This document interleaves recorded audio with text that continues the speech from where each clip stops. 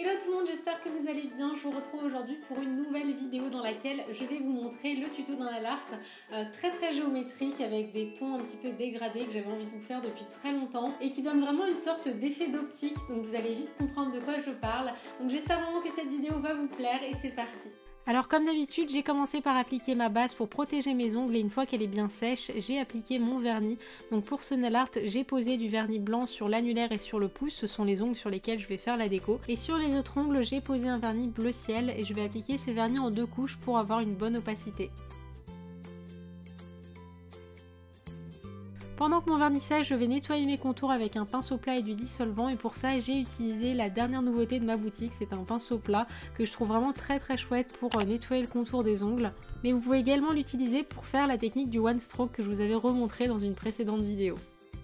Ensuite, ce n'est pas obligatoire, mais j'ai posé du latex liquide sur tout le pourtour de mon ongle au cas où je dépasse. Et sur ma petite palette en silicone, je vais poser une goutte de vernis bleu foncé et c'est cette couleur qui va nous servir pour tout le reste de la vidéo. Vous allez voir que je vais la dégrader. Et donc avec un pinceau fin, je vais commencer par tracer des petits triangles, comme des demi-losanges en fait, sur le haut de mon ongle et je vais en faire 3 ou 4. En fait, tout dépend de la largeur de votre ongle. Vous pouvez en faire plus, vous pouvez en faire moins.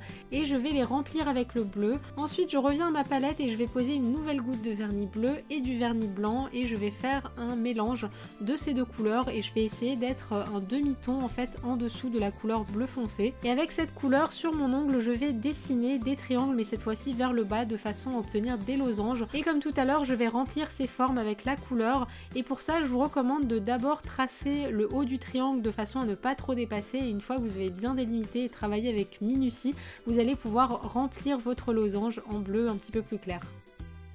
Donc voilà un petit peu ce qu'on obtient. Ensuite je vais revenir à ma palette et je vais créer un nouveau bleu, cette fois-ci un tout petit peu plus clair que le bleu qu'on a fait précédemment.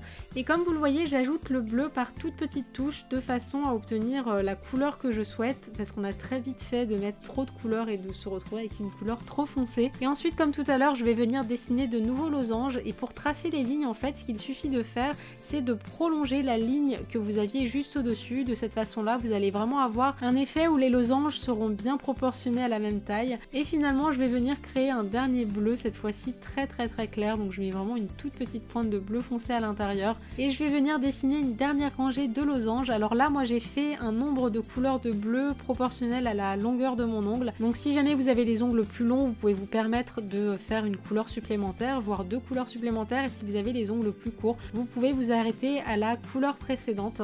Et finalement, j'ai retiré mon latex liquide qui finalement ne m'a pas servi à grand chose dans cette déco. J'ai travaillé assez proprement. Ensuite, j'ai reproduit cette même déco sur mon pouce et j'ai fini par appliquer une couche de top coat sur tous mes ongles.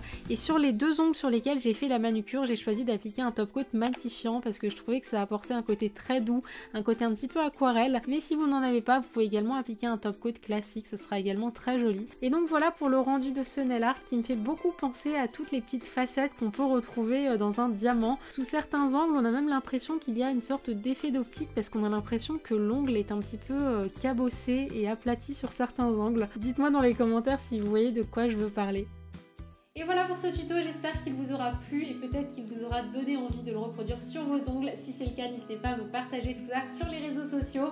Moi je vous fais plein de bisous, on se retrouve très vite pour une nouvelle vidéo. D'ici là, prenez soin de vous, je vous embrasse très fort.